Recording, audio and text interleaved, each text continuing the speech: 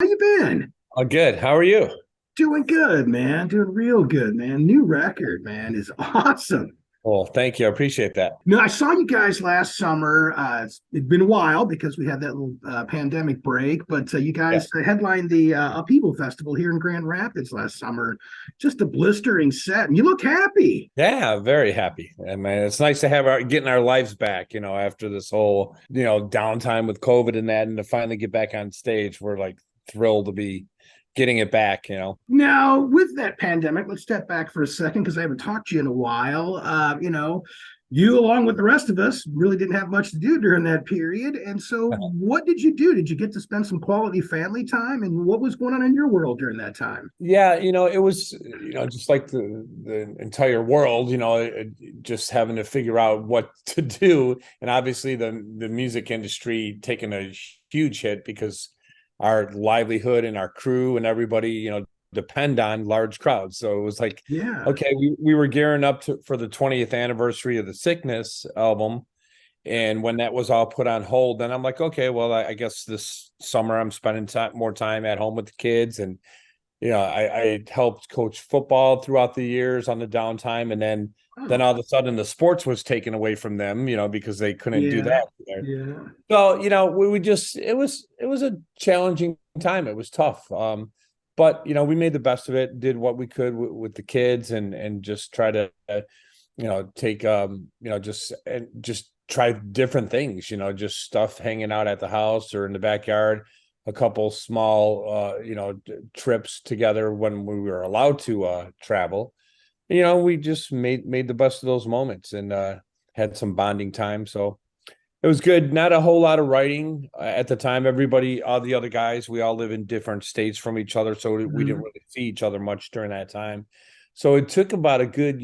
It wasn't until probably late, like the fall of 2021, to where we actually seen each other again, or to where we were all in the same room at the same time.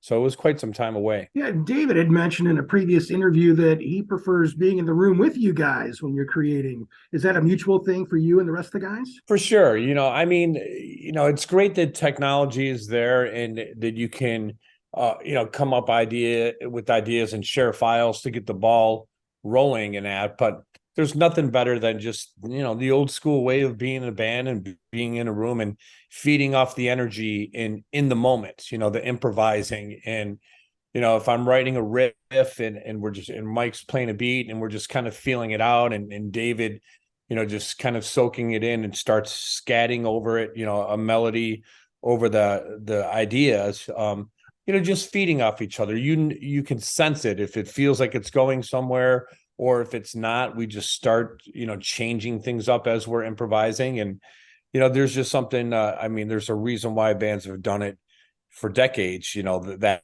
way, because that's where usually the magic usually happens that way.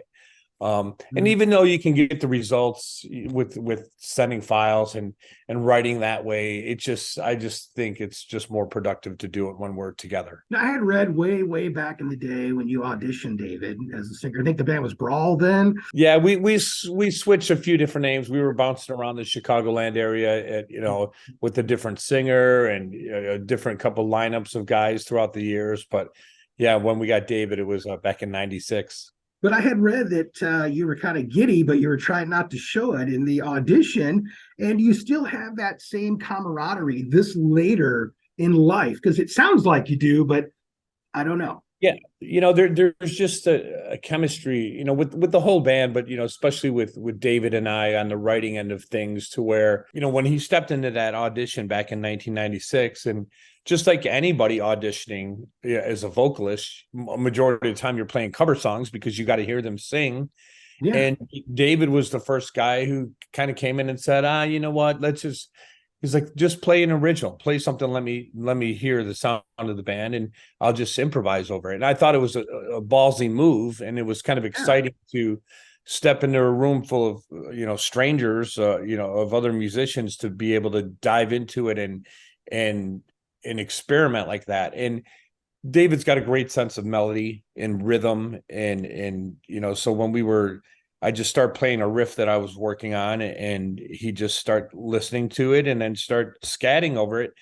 and there was no real words. It was just scatting, and maybe occasional word here or there to fit that melody, but it was enough of a hook where I was giddy over it. I'm like, wow, this guy's got a great sense of melody. And it was something that, even though there were no words, I even remember leaving rehearsals that night and still remembering the melody of the song. And I just knew that, we found somebody who could be a big asset to the band, who understood what a hook was and who was able to improvise those ideas. And at any moment, he could come up with 10 different melodies over that riff idea. And it was just a great bond. And I think it's something that him and I really shared throughout the years. Every time I've thrown him a musical idea, there's just that chemistry between us to where I feel confident that he's able to always write something catchy on top of it. Yeah. Speaking of that, say if you could pick one new song off the record, and if you were to build it from the beginning to the end, how did you guys put something together on the record? Did it start with a riff? Is it a jam session, a sound check?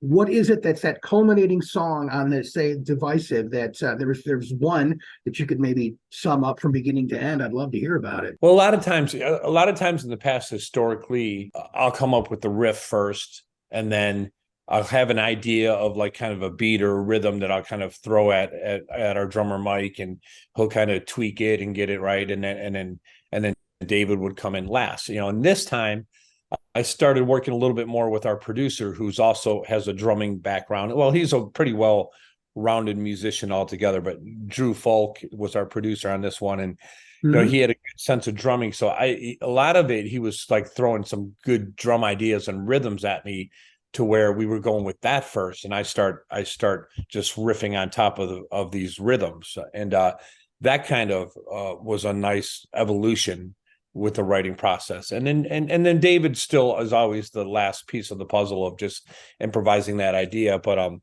lot of, I'd say almost half the album came in the moment in the studio. So we kind of backburnered some of the original ideas going into the studio, because I just felt really inspired in that moment.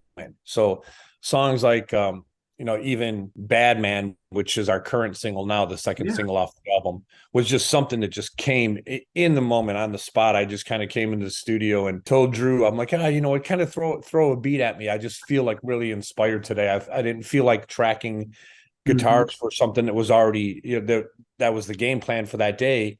I just wanted to start fresh, and it just really within seconds, the riff came out of nowhere, and when David heard it, it just kind of just fired it off. And that's one of the few times where he just had a title in the word Bad Man, the simple thing to kind of that scat right away, that it was almost instantaneously. Well, Dan, you've always had a unique way of your rhythm guitar playing, and I mean that you have a very original way that you put chord progressions together. I've always liked that about you. It's I would have never thought of going that way, but you do that. And I really hear it on Hey You. It's you found that mechanism, and without repeating yourself, there's the sound, which I think is important for a band, and you're one of those few bands that have it in all four characters that's in the band. But is this something that you worked on? Did it develop naturally over time, or was there an influence or something? Or I think, luckily for us, I think there is an identity with us. We've never really quite fit in with certain bands that we might have come lumped into that same category of new metal, because of the time we came out as a lot of those other bands. But I think a lot of that is, which I like about some of my favorite bands, obviously the identity of a vocalist is very important, to me, and we have that. And then stylistically, musically, I think part of that is, being a self-taught player. I learned from generations of other great guitar players from growing up since I was a little kid till now, and I soak it all in, and I try to pick up a little bit from everybody. But when I'm writing my own stuff musically, I sometimes it's kind of surprised. I'm not patting myself on the back, but sometimes I'm kind of surprised when I listen to the finished thing on some of the turns that I do take musically, that it's really just kind of experimental and just feeling it naturally, what comes out in that moment. So I might have more of an unorthodox chord change here or there, but for whatever reason, it works. And David sure finds does. a way David finds a way to connect it melodically. And so there's some of those twists and turns that I kind of look back and I'm like, that was kind of a strange choice on my part, but it somehow worked. Oh, that's awesome when it works out, that's for sure. You know, I've always been a fan of your guitar tone as well. And now because of inner ear monitors and all the amp modeling and stuff, you can't see anything when you guys are up there playing. So you got a quick rig rundown for us guitar geeks out there that'd like to know more about what's going on behind the scenes? Yeah. Over the years, I think for quite some time now, I got kind of the old school monster rig back there, and probably a lot of it, we set up backstage on the floor because it's so monstrous. And I know nowadays you can go out with a rig or a quad cortex or a Kemper or a fractal and all these rack units that are all amazing, and I've used them all in the studio, I've used them live, but some of these things are like the size of an iPad, and they're amazing, very compact and easy, and it's probably smarter to be able to travel lightly like that. And but yeah, my rig, I'm still using this kind of monster rig currently that has a Bogner ecstasy head that I've been using since the very start of the band. I also have this Egnator head in there, Armageddon head, and I kind of blend the two tones. And then also combined with, I have a fractal and a Kemper that are in my rack as well. So I'm really firing off 4 different tones that gives my front of house guy the opportunity to blend the mix as he sees fit for out front for the audience. So and then with our in-ear monitors, as we all use them on stage, the rest of the guys in the band get a direct signal coming from my Kemper. So it's a very clean signal. It gives them the best tone that they're hearing in their ears, especially for David to have to sing. Obviously he needs to hear the tone and note to be able to sing, so his pitch is good, so he doesn't need anything that's going to be too overpowering or too distorted for him. Now, I noticed that you guys had brought in Ann Wilson of Heart to guest on Don't Tell Me. Now, how'd you get Ann to work with you guys on this one? Crazy, isn't it? I mean, cool. it's still, I mean, the little kid in me, just to hear you say that still gives me chills up my spine, because I'm such a big Ann Wilson and Heart fan as a kid. I mean, she's legendary and probably one of the best female vocalists of all time. And I think most people would always at least rank her in the top 3 of female rock vocalists, I would think, in most cases. And she, I think just quite a few years back, she had was doing an interview. Somebody asked her if there was anything out currently that she found inspiring, and she tweeted about it and said Disturbed, the Sound of Silence. So we were just excited that she just knew the name of the band. She knows we exist. I'm like, okay, that's cool, man. And that kind of opened up the door, the line of communication. I think David had reached out to her through social media, and just out of mutual respect. And so just brief conversations, just not a big friendship. We never met in person at that time, but just friendly compliments here and there. And then when we were writing for this album and we started working on this ballad, I had that new piece of music. Was another day where I came into the studio and I just felt inspired and wanted to start fresh with something new. And I came up with music for Don't Tell Me. And then when David flew back into the studio and we kind of mapped it out, me and Drew, our producer, and we kind of mapped out a little, structure for it, what we felt was good musically. And David listened to it, start coming up with melody on top of it as it was further developing. He's like, this really sounds like it could be a cool duet. And what do you think about if we reach out to Ann Wilson, see if she would be interested in doing it? I'm like, oh, absolutely. I thought it was a long shot, but because at this point in Ann's career, it's not like she needs to do it. It's not like she does it a lot throughout her career. So, but it doesn't hurt to ask. And we sent her the music, and immediately, I mean, the same day she responded and she's like, yeah, I want to do it. So it was just amazing. I'm like thinking in my head, let's hurry up and get out to her and do it real quick before she changes her mind or gets too busy. let's get this down. So it was great. We flew out to California. She had a couple days off, and me, David, and Drew, our producer, flew out there. met her, and we just found a small studio that was close to where she was staying at the time.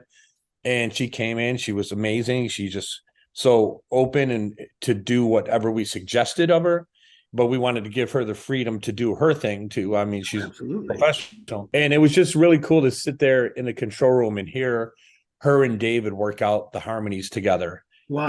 And, I'm just sitting there on the couch. I'm like looking around, just like fly on the wall at that moment of thinking like, wow, I'm witnessing something pretty damn cool right now, Yeah.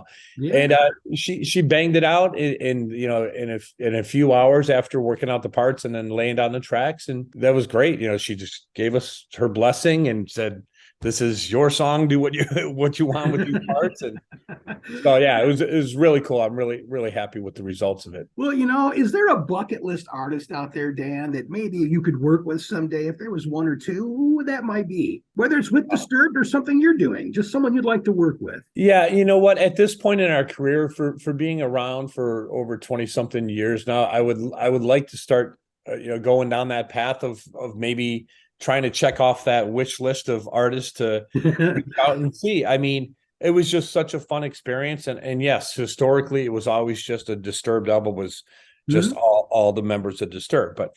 I think it would be fun. I mean, I don't know if it's going to be on every future album or what, but if the song felt like it called for somebody that we wanted to reach out or have do, I mean, God, I mean, there's just a number of artists that we really respect and enjoy, whether it's other guitar players or female vocalists again, or male vocalists. There's just so many, I don't even know where to begin. I really, as far as vocalists, for me personally, I always like those singers that have an identity to their voice, to where right out the gate who they are.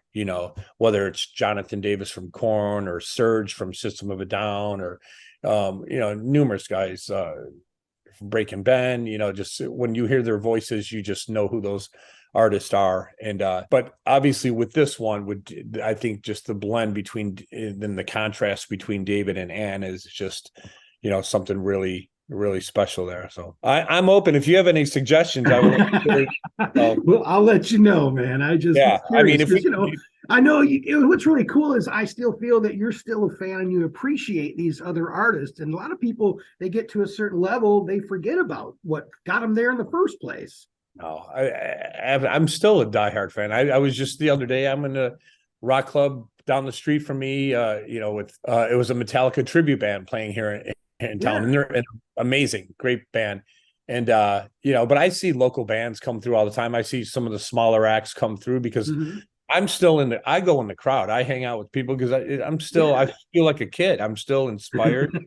It doesn't matter what level the band is. If they're a brand new original band, or if they're up and coming, young band, there's this Megadeth tribute band, and these kids are like 16 years old and they're killing it. I'm just so excited that there's still teenage kids picking up guitars and shredding and playing. But I'm still inspired, and even the classic rock bands too. I guess there's probably a lot of those guys, men and women from the classic rock era. If we could ever get them to step in like Ann did and be part of a future song, that would be amazing. Well, gas prices, overall inflation, which means touring costs are going to go up. Disturbed stage sets have not gotten bigger. I mean, not gotten smaller over the years. They've only gotten bigger. How does all that go into planning the next stage set and tour? It's been such a nightmare. I mean, it's just the logistics of it. It's so challenging. And I know, a lot of times the fans may not understand, or they may not care to hear about it, because it's like, boo-hoo, rich rock star problems. I get that people, don't want to hear how tough it is to go out there. But the reality is you see a lot of bands who are struggling or having to cancel some shows or cancel overseas stuff for them because of inflation and fuel costs and production costs. It gets up there, and the ones that struggle the most and suffer the most are the artists, because as everybody in the world was affected by COVID and businesses suffered.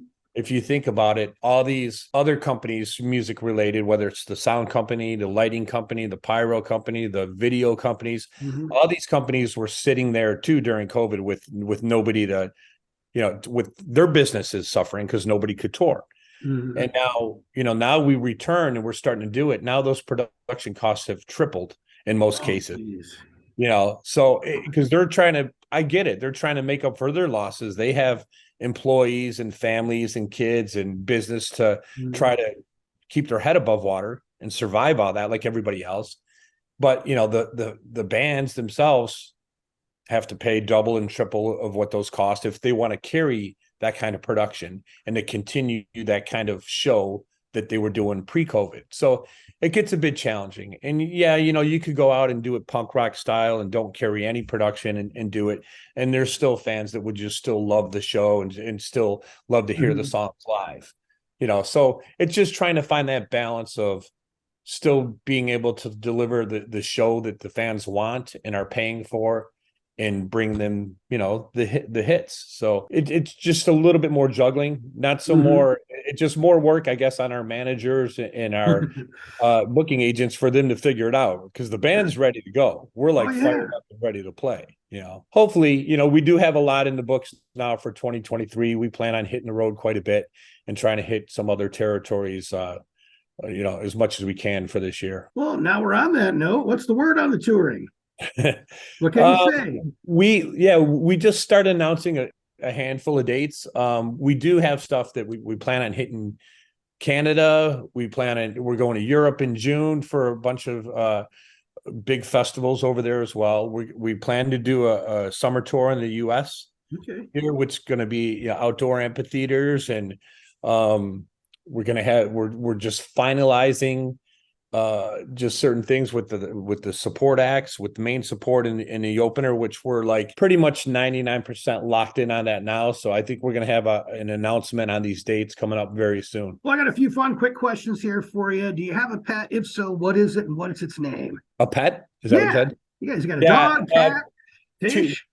Two dogs. They're at my ex-wife and the kids. I can't have the dogs here because I travel so much. I mean, I could, it's just challenging, but with all the travel, I would be boarding the dog more than I would be home with the dog. But yeah, we have a pug and a Weimaraner. So the pug's name, and I get a lot of crap for it, but the pug's name is Brady because we were big Tom Brady fans and Patriots fans. So a lot of my friends, hate on me for that because you either love Brady or you hate him. And they were always calling us fair weather fans because we were big Patriots fans when he was in New England area. But no Bears or Packers for you, huh? I'm a Bears fan first, Okay. But the Bears have been such a disappointment for a majority since 1985. Look, I'm a Lions fan. I feel your pain. I've had a life of disappointments. Yeah. Right. I know. I see we can relate, So since our 85 Bears, man, it's been a struggle, even though we made it to another Super Bowl. What was it, 2008 or whatever year that was? It was, they still find a way to let us down. And, with Justin Fields now as quarterback, there's a lot of hope. We have a lot of hope. And the other dog we have is a Weimaraner, and that's Penny. My ex-wife named it Penny. When you guys are out on the road on the bus, man, any gamers on the bus? If so, what game do you guys like and what system? Well, not so much on the road. If anybody's David's the biggest gamer probably out of all of us. I don't think he really does it much on the road unless I don't know if he was bringing it into the hotel room or not. He wasn't going on the bus though. But he's definitely the biggest gamer out of all of us. I don't know. I try when I'm with my son, he's always gaming, of course, because he's a 15-year-old boy, so he lives on that thing. But yeah, it's pretty insane. I feel like he moves so fast on that thing. I think I'm gonna have a seizure just trying to watch him play the thing. Back when you were a kid, what was the first band's name? Oh my God. Prior to all this, back when I'm talking when you're young, when the neighborhood kids, We had all the typical metal names like Destroyer and Vengeance and all these hardcore metal band names. We're like 13 years old, and I think I remember Destroyer. writing it in my school books and stuff, you always try to write a logo and what kind of Yeah.